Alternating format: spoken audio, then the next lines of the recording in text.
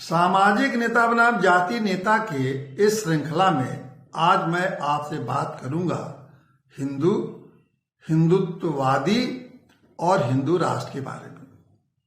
कुछ दिन पहले मैंने एक पुस्तक लिखी है, वह है 75 साल बदलते भारत की कहानी, और उसमें मैंने ये कहा है कि भारत को हिंदू राष्ट्र होने की आवश्यकता नहीं है। आपके सामने मैं कह रहा हूं, सुनिए मैंने क्या कहा है। मैंने एक सवाल उठाया है और जो चर्चा में है चाहे हिंदू राष्ट्र। ये बताइए हिंदू राष्ट्र माने है क्या? सभी लोग तो बैठे हैं, कोई बता तो दे कि भाई हिंदू राष्ट्र का क्या माने। भाई हमारे देश में कौन सा ऐसा काम है, आप बहुत सारे हिंदू हैं, मुस्लिम भी बैठे रहते हैं, कौन सा ऐसा काम है जो इस देश के संविधान में हिंदू होने के नाते हम नहीं कर सकते हैं, जिसके नाते आपको हिंदू राष्ट्र चाहिए? कौन सा काम है? कौन सा पूजा नहीं कर पा रहा है, कि प्रवचन नहीं कर पा रहा है, कि यात्रा नहीं कर पा रहा है, कि अपनी बात नहीं कर पा रहा? कौन सी बात है, हमें तो बताइए ना। और फिर अगर कोई बात कर नहीं पा रहा है तो क्या दिक्कत है भाई? प्रधानमंत्री भी हिंदू है, राष्ट्रपति भी हिंदू है, चीफ जस्टिस भी हिंदू है, आर्मी की चीफ भी हिंदू है, आपके तमाम विधानसभा लोकसभा भी हिंदुओं का ही है। तो अगर कोई ऐसा हिंदू कोई काम नहीं कर पा रहा है तो आप बदल दीजिए, उनको अधिकार दे दीजिए, कर लीजिए। तो कौन सी दिक्कत है?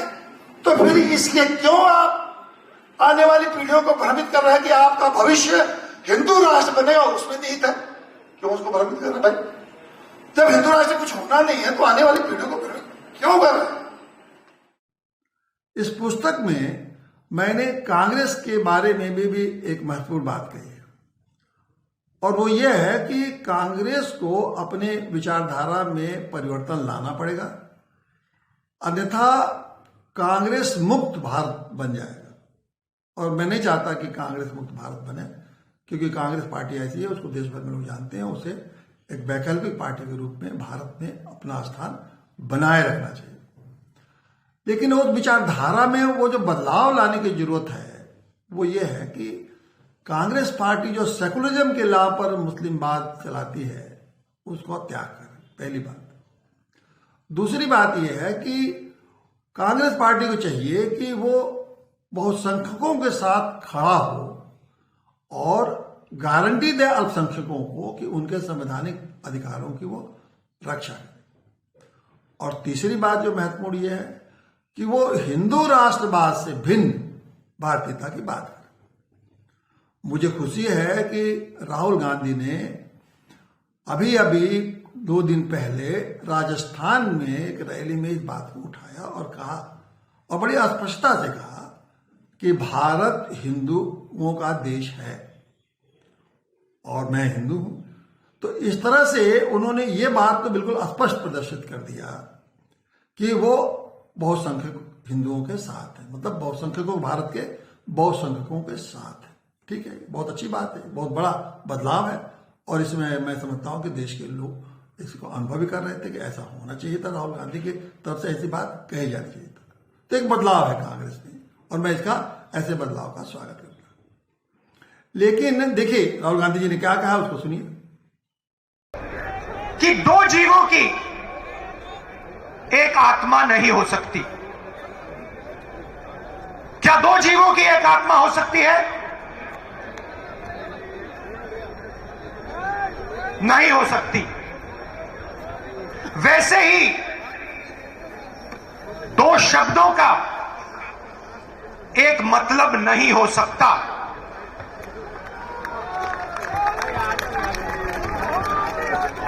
दो जीवों की एक आत्मा नहीं हो सकती, 2 शब्दों का एक मतलब नहीं हो सकता। हर शब्द का अलग मतलब होता है। देश की राजनीति में आज 2 शब्दों की टक्कर है, अलग शब्दों की। इनके मतलब अलग हैं। एक शब्द हिंदू, दूसरा शब्द हिंदुत्ववादी। ये एक चीज नहीं है, ये दो अलग शब्द हैं और इनका मतलब बिल्कुल अलग है। मैं हिंदू हूं मगर हिंदुत्ववादी नहीं हूं। ये सब हिंदू हैं मगर हिंदुत्ववादी नहीं है।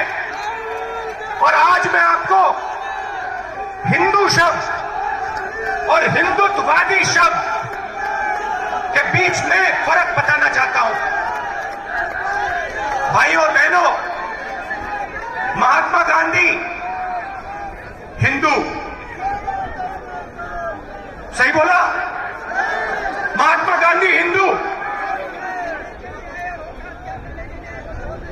गोडसे हिंदुत्ववादी।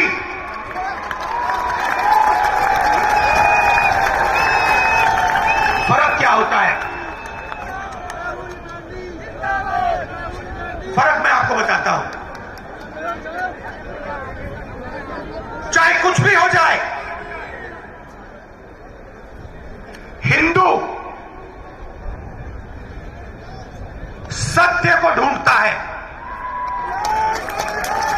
मर जाए, कट जाए, पिस जाए, हिंदू सच को ढूंढता है।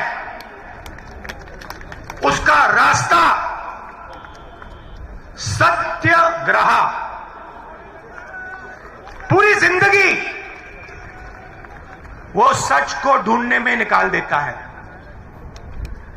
महात्मा गांधी ने ऑटोबायोग्राफी लिखी, माई एक्सपेरिमेंट्स विद ट्रूथ। मतलब पूरी जिंदगी उन्होंने सत्य को समझने के लिए, सच को ढूंढने के लिए बिता दी। और अंत में एक हिंदुत्ववादी ने उनकी छाती में 3 गोली मारी।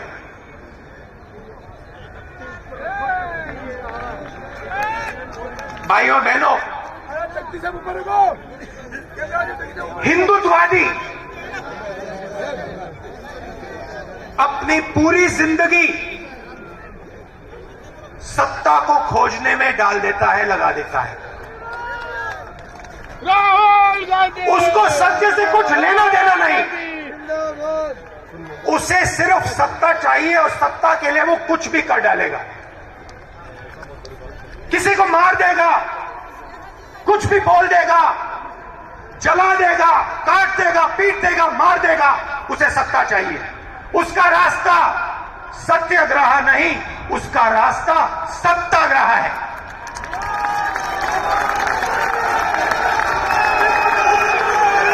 हिंदू भाइयों और बहनों, हिंदू अपने डर का सामना करता है। हिंदू खड़ा होकर अपने डर का सामना करता है और 1 इंच पीछे नहीं हटता है। वो शिवजी जैसे अपने डर को निगल जाता है, पी लेता है। हिंदुत्ववादी भाइयों बहनों अपने डर के सामने झुक जाता है, अपने डर के सामने वो मत्था टेकता है।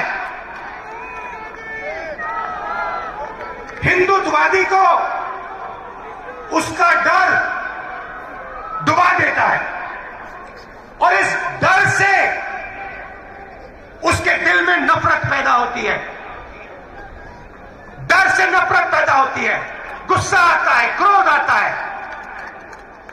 हिंदू डर का सामना करता है, उसके दिल में शांति पैदा होती है, उसके दिल में प्यार पैदा होता है, उसके दिल में, उसके अंदर शक्ति पैदा होती है। ये भाइयों और बहनों, हिंदुत्ववादी और हिंदू के बीच में फर्क है। मैं आपको ये भाषण क्यों दिया? क्योंकि आप सब हिंदू हो, हिंदुत्ववादी नहीं। और ये देश हिंदुओं का देश है, हिंदुत्ववादियों का नहीं। लेकिन अब सवाल है, राहुल गांधी जी ने ये तो कहा, अच्छी बात है कि मैं भारत हिंदुओं का देश है और मैं हिंदू हूं, लेकिन यहां उन्होंने एक फिर भ्रम फैलाने वाली बात की। उन्होंने हिंदू और हिंदुत्ववादियों में एक भेद पैदा किया। हिंदू और हिंदुवादियों में भेद करके वो ये एक उसकी व्याख्या अपने ढंग से करना चाहते हैं। ये थोड़ा सा ये भ्रम फैलाने वाला है। देखिए, हिंदू और हिंदुत्ववादी ये शब्दों का खेल है। आप हिंदू कहिए, हिंदुत्ववादी कहिए, बहुत मुश्किल है कि आप समझा सकें कि हिंदू हिंदुत्ववादी नहीं है और हिंदुत्ववादी जो है वो हिंदू नहीं है। तो ये तो एक भ्रम फैलाने का है, जिसको मैं नहीं समझता कि कितने भी कोशिश करने के बाद भी राहुल गांधी जी इसको स्पष्ट कर पाएंगे या जो चाहते हैं। लेकिन मुझे जो अनुमान लगा कि वो हिंदुत्ववादी कह के वो ये दिखाना चाहते हैं कि कुछ लोग हैं जो हिंदुओं के नाम पर सत्ता हासिल करना चाहते हैं, अपनी सरकार बनाना चाहते हैं, ये हिंदुत्ववादी हैं। और ये हिंदुत्ववादी जो सत्ता चाहते हैं उनका साफ इशारा था कि भारतीय जनता पार्टी के लोग हैं। भारतीय जनता पार्टी के लोग हिंदुओं का इस्तेमाल अपनी सत्ता के लिए करना चाहते हैं, वो कहना चाहते हैं। तो ये बात तो उनका जो समझ है, ये बात हो सकती है कि ऐसा हो, लेकिन एक आम लोगों को ये समझा पाना बहुत मुश्किल है। इससे, इस बात के उनके ऐसा कहने से भारतीय जनता पार्टी को ही लाभ मिलेगा, क्योंकि इससे तो ये संदेश जाएगा कि भारतीय जनता पार्टी हिंदुओं की पार्टी है और भारतीय जनता पार्टी यही चाहती है कि आप उनको कहिए कि हिंदुओं की पार्टी है, ताकि वो हिंदुओं को पोलराइज कर सके, हिंदुओं को वोट ले सके। अगर राहुल गांधी उनको हिंदुत्ववादी बता रहे हैं तो वो तो उन्हीं का एक तरह से सहयोग कर रहे हैं। तो राहुल गांधी जी को ये नहीं कह के, बल्कि उन्हें स्पष्ट रूप से उनको ये समझाना चाहिए कि भारत हिंदुओं का देश तो है, लेकिन ये हिंदू राष्ट्र नहीं है। हिंदू राष्ट्र के नहीं है कहने का मतलब ये है कि भारत एक ऐसा देश है जिसमें विभिन्न धर्मों के लोग रहते हैं और सभी धर्म को अपने ढंग से अपनी उपासना, धार्मिक स्वतंत्रता है, उनको अपने धार्मिक स्वतंत्रता में अपने धर्म का पालन करने की पूरी छूट है और वो अपने धर्म का पालन करें। साथ ही साथ उन्हें यह भी कहना चाहिए कि भारत में सबके पास समान अधिकार है। हर नागरिक पास, चाहे वो किसी धर्म का हो, सबको समान अधिकार है। उसके नागरिक अधिकार भी समान है, मौलिक अधिकार भी समान, और जितने भी अधिकार है सभी अधिकार है समान है और किसी तरह का भेदभाव नहीं है। तीसरी बात जो महत्वपूर्ण उन्हें कहना चाहिए कि भारत में सबके एक तरह से भारत में एक मौलिक कर्तव्य भी है, जो कि हर धर्म के लोगों को, चाहे किसी भी धर्म को, उस मौलिक कर्तव्य का पालन करना भी उनका उत्तरदायित्व है। इस तरह अगर वो कहते तो वो लोग समझते कि भारत जो है हिंदू राष्ट्र नहीं है, बल्कि भारत जो है भारत का एक अलग संस्कृति है, भारत की एक अलग सभ्यता है और वो संस्कृति और सभ्यता को सभी को मानना है, जितने भी नागरिक हैं, चाहे किसी भी धर्म के हो। तो ये भी उनको बताते हैं कि ये जो भारत की सभ्यता और संस्कृति है वो सभी नागरिकों को, देश के हर भारतीय को मानना चाहिए और उसको श्रेष्ठतर बनाने में सबको एक साथ मिलकर सहयोग करना चाहिए।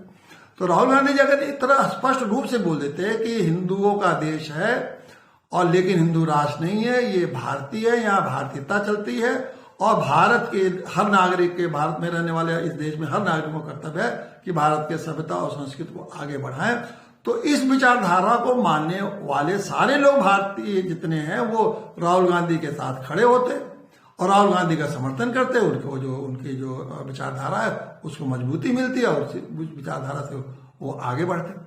लेकिन इस तरह से भ्रम, हिंदू और हिंदुत्ववादी का भ्रम फैला के वो उसी तरह से है कि 2 कदम आगे चलिए और 4 कदम पीछे, तो फिर तो पीछे चलेगा ना। इस बात को अगर इस तरह से आप व्याख्या करेंगे तो स्थिति ये बन जाएगी कि ना घर के रहेंगे ना घाट के रहेंगे, ना फिर वही स्थिति आ गई कि ना आप हिंदू लोग आपके समझ पाएंगे इस बात को और ना जो अन्य धर्म के लोग हैं उनको समझ में आएगा। क्योंकि जब आप कहेंगे हिंदुओं का राष्ट्र है तो उनको संदेश ये जाएगा कि बाकी धर्म के जो अल्पसंख्यक हैं उनके धर्म की रक्षा करने की आपने बात कोई कही नहीं।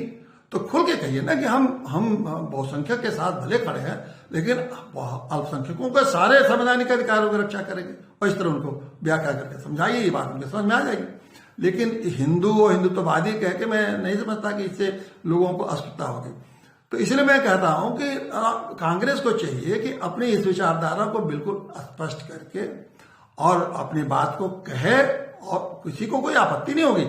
ये आप समझिए कि इस बात को कहने से कि ना अल्पसंख्यकों को कोई आपत्ति हो सकती है ना बहुसंख्यकों को कोई आपत्ति हो सकती है, क्योंकि यही संवैधानिक स्वरूप बना है भारत का देश की आजादी के बाद। तो इसको खुल के आपको कहना चाहिए। देश की आजादी के बाद एक संविधान बना, उसमें भारत की व्याख्या कर दी गई, भारतीय कौन है उसकी व्याख्या कर दी गई, भारत की सीमाओं की व्याख्या कर दी गई, भारत के देश में नागरिकों के अधिकारों की व्याख्या कर दी गई, भारत के संविधान में सबको मौलिक अधिकारों के साथ उनके कर्तव्यों को निर्धारित कर दिया गया। तो वही बात तो आपको कहना है और इसी बात को आप बहुत स्पष्टता से और दृढ़ता के साथ की। तो अगर कांग्रेस पार्टी इस तरह से अपने विचारों में, मैं समझता हूं कि अगर बदलाव लाने में अब बढ़ी है तो उसको आगे बढ़ना चाहिए, पीछे नहीं जाना चाहिए, कोई भ्रम में नहीं रहना चाहिए। तब मैं समझता हूं कि कांग्रेस को जो मेरा ही कहना है कि अगर विचार बदली है उससे कांग्रेस मुक्त नहीं होगा, बल्कि कांग्रेस मुक्त भारत नहीं होगा, बल्कि कांग्रेस मजबूत होगी और कांग्रेस को पूरा समर्थन भारत के लोग देंगे अगर वो भारतीयता को स्पष्ट व्याख्या करके कांग्रेस आगे बढ़ेगी। धन्यवाद।